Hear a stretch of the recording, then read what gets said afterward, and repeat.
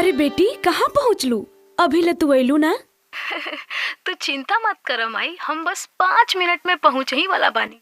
ए अंकुश, ए राजा, अरे सुना तानी जी, बेटी बस 5 मिनट में पहुँच ही वाला बाड़ी। आज हमार लक्ष्मी आ रहल बड़ी। हाँ पापा।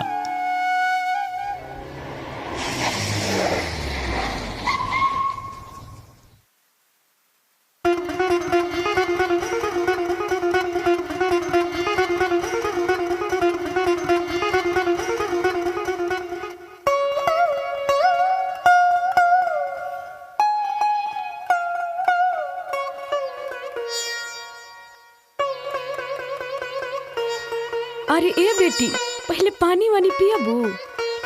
ना माई, पहले राखी बन्हाई। हाँ माई, पहले राखी बन्हाई। तोहन लोग के अभी लड़कपन गइल ना, अब खुशी ससुरैती भइली का माई बना देलू नु गैर? अरे छोड़ो ना दीदी, तू तो माई के जानते बाड़ू। आओ पहले राखी बन्हा।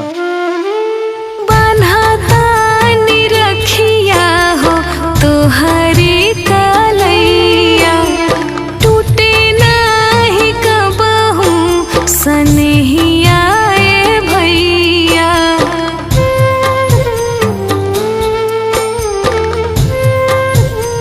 हो बन्हातानी रखिया हो तोहरी कलैया, टूटे नाही कबहू सनहिया ए भैया। जब ले जियब माथे टिकावा लगाई, रेशम धागावा से हथवा सजाई। बहिनी तोहरा के कबो ना भूलाइब हो, जब ले जियब तब ले जनम हो लुटाइब हो। बहिनी तोहरा के कबो ना भूलाइब हो, जब ले जियब तब ले जनम लुटाइब हो। अरे भाई, तू लोग चांद सूरज सन असही चमकत रहा लोग।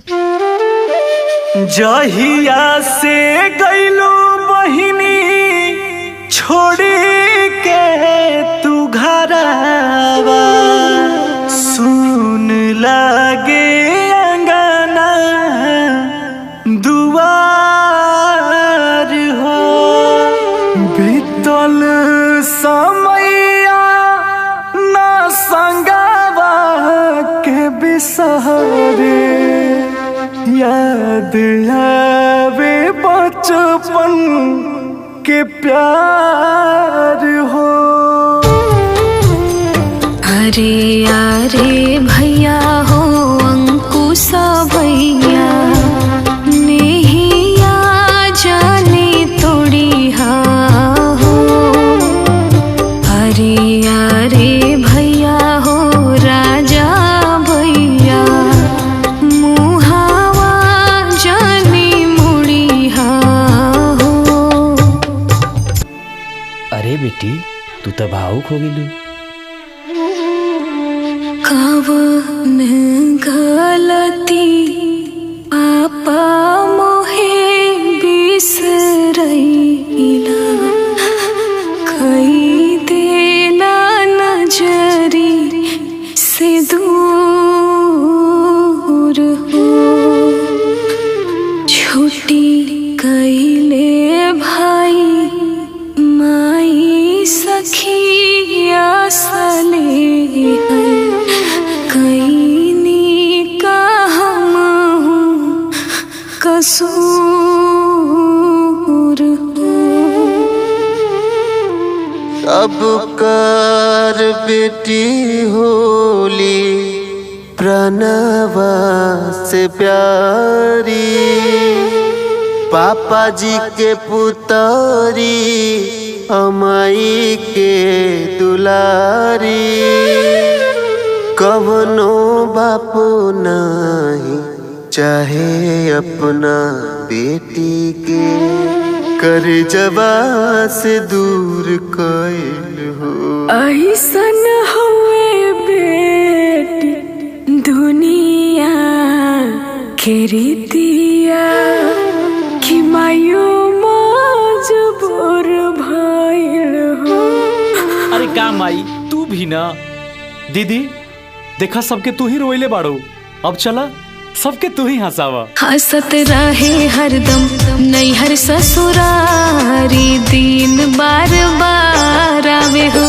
बनल रहे भाई बहिना के प्यार ई दिन बार बार आवे हो। बार आवे हो, बार बार आवे हो।